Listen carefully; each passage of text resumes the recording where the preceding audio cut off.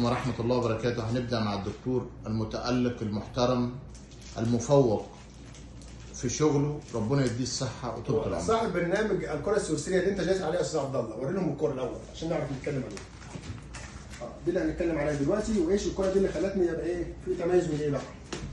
ما هو التميز؟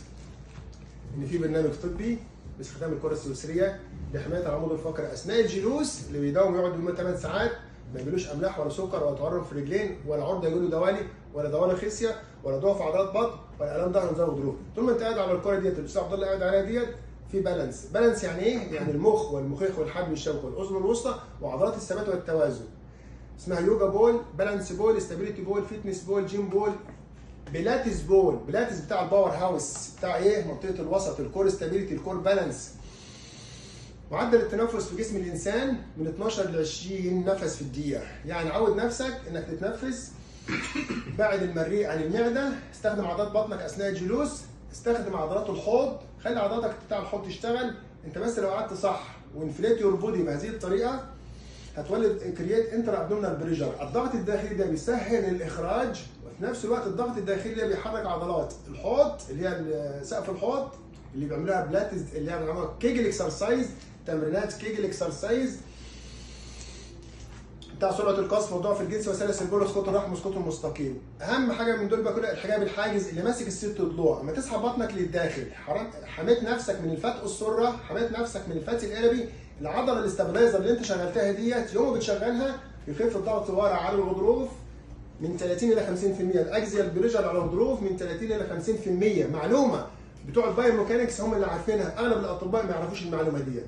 اخصائي العلاج الطبيعي اللي دارس البايوميكانكس.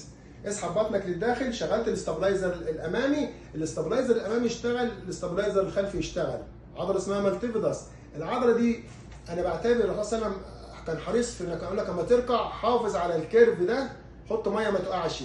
يعني العضله ديت استابلايزر لو اشتغلت كويس، العضله ديت الطويله ديت اللي رافعه راسك اللي هي الجزمس ماسل هتشتغل كويس، محركه موبلايزر. عضلات الترابيس والمجانس اللي هي لاتيسمس دورساي اللي انت بتركن عليها دايما على طول على جانب دون جانب، ويقول لك ابهر. لازم تودي ضلوعك مع ورا بالتنفس مع المفاصل مع الفقرات. 12 ضلع 12 مفصل، 12 ضلع 12 مفصل ب 12 عضله. بطنك للداخل، الهواء يدخل لوحده، جيوبك الانفيه تفتح. نيجاتيف بريشر حصل، الهواء يدخل بسلاسه ويخرج بسلاسه. ما تشخرش بالليل طالما قاعد طول النهار مستخدم الم نشرح لك صدرك. يضيق صدري وإذا ضاق الصدر لا ينطلق اللسان. فمن يريد الله ان يهديه يشرح صدره للاسلام، ومن يريد ان يضله يجعل صدره ضيقا حرجا كانما يصعد في السماء. كل ما طلعنا فوق مفيش اكسجين، تبقى انت قاعد كده وكاتم صدرك، جالك مالك حموضه وارتجاع مريء وفتق في الحجاب الحاجز بيسموها هياتس هيرنيا، وفتق اربي انجوينال هيرنيا، وفتق قريب من السره بيسموه امبلايكال هيرنيا. كل ده سببه لانك if you don't use you will lose. فقدت استخدام عضلاتك، حصل لها تليف نتيجه عدم الاستخدام، تيجي تشغلها ما تعرفش. ميزه الكره الطبيه اللي الاستاذ عبد الله قاعد عليها ديت ان طول ما انت قاعد عليها في بالانس، في توازن، يمينك يعرف شمالك، بطنك تعرف ظهرك، تمتص الوزن، مفيش قوه ارتداد، الام الظهر، الانزلاق الغضروفي، توترات القولون، الامساك المزمن، مفيش املاح، لا تحتاج الى اسبرين لان طول ما انت قاعد العضلات البامبنج اكشن شغال، الفينوس ريتيرن شغال، مفيش جلطات تحت، عرضه يجي لك الجلطه تحت، ديب فين ثرومبوسيس، دي في تي نتيجه القعده والخمول البدني. وانصح كل محاسب وكل واحد بيقعد باعمال مكتبيه يقعد على الكره ديت هيستمتع بكره اليوجا، بكره البالانس، بكره الاستابيليتي. هتقوي له عضلات الحوض لان طول ما بيهز على الكره ويتنطط عليها كده. كيجل اكسرسايز، بلاتس بروجرام اللي بيقول لك خد نفس، اللي بيهتم بمنطقه البطن والظهر، باور هاوس، سموا الكره دي على اسمه، عمر بلاتس ما شافها في حياته.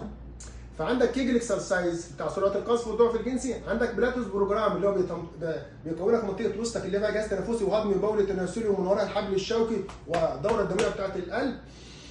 عندك حركه تعبيرات رونالدو، تقويه عضلات الثبات والتوازن اللي هي بتمسك البني ادم، والعضلات المثبته دي لما بتشتغل كويس طول ما احنا قاعدين بتنمي او بتخلي خليه اسمها الاوستيوبلاست بتاعه البناء تشتغل. طب لو ما اشتغلتش الاخت بتاعه الهشاشه اللي هي الاوستوكلاست تشتغل، وذاك عاوزين نتحرك باهتزاز. سيدنا عمر لما نصحنا بالرمايه والسباحه وركوب الخيل، الرمايه والسباحه وركوب الخيل توافق عصبي عضلي، الكره السويسريه توافق عصبي عضلي، سيوس بول، جيم بول، يوجا بول، بالانس بول، ستابيليتي بول، فيتنس بول، بيرث بول، كره تاهيل الحوامل، تشغيل عضلات البطن المثبته وبناء عليه العضلات بتاعت البطن بتاعت الحزق ديت، الكحه والعطس والحزق والتبول والتبرز ودفع الجنين والسحب والشد والترجيع. وهزي اليك بجذع، وهزي اليك بجذع، يعني حاجه من تحت وعليها البولينج.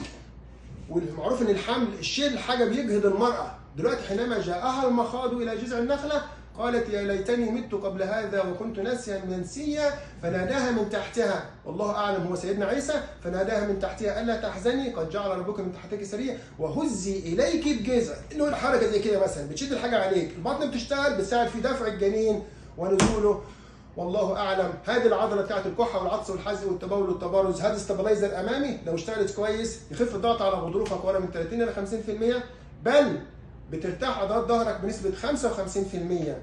تخيل لما تسحب بطنك للداخل، حميت نفسك من فتق السره وفتق الاربي وفتق الحجاب الحاجز، زودت الضغط الداخلي، والضغط الداخلي زي ما بقول وي ار انفليتابل ستراكشر، احنا اجسام منفوخه، ما تسيبش نفسك للجاذبيه، انفروا في سبيل الله اثاقلتم، لا تتثاقل اذا جلست، بل خليك دايما جاهز، خليك دايما في حاله حركه، طول ما انت قاعد حتى حرك طراطيف صوابعك كده عشان تنشط الدوره الدمويه المرتجعه، حرك رجليك كانك ماشي وانت بتعمل الحركه ديت بشكل سريع،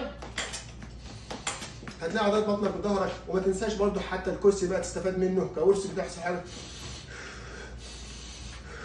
اختم واقول معدل التنفس من 12 ل 20، لا تبخل على نفسك، هات 25. التنفس الصحيح اللي هو ملخص الجاري، اللي هو نفس، مش تاخد نفس وترخي كده انت بتتعب، ده غلط.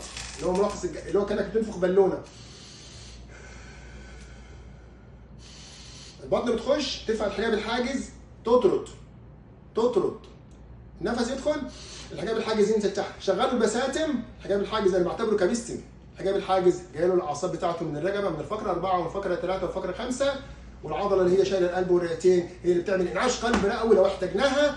هي لو اشتغلت كويس والبطن اشتغلت كويس ما يجيلناش كرش، عمر ما بطنك هتتمدد لقدام ما دام انت بتستخدمها في التنفس ومشغلها في القعده.